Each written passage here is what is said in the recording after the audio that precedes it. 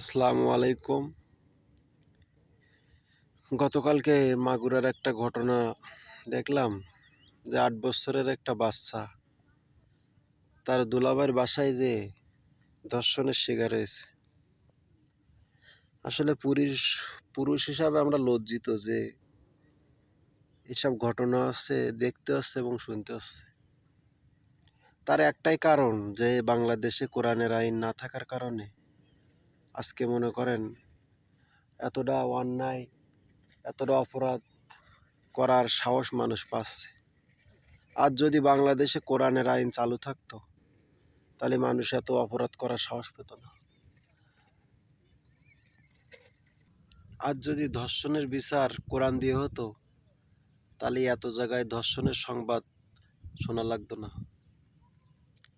আজ যে এলাকায় ধর্ষণ হবে ওই এলাকায় বাজারের উপরে নিয়ে ধর্ষককে বাজারের মানুষের সামনে ফাঁসি দিতে হবে, তাহলে মানুষের শিক্ষা হবে।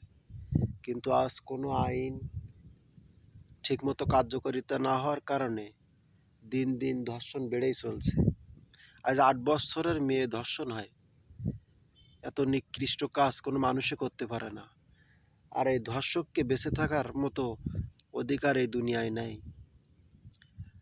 একটা দুইটা যদি এমন বিচার হতো তাহলে অবশ্যই বাংলাদেশ থেকে ধর্ষক উঠে যাবে, আশা করা যায়।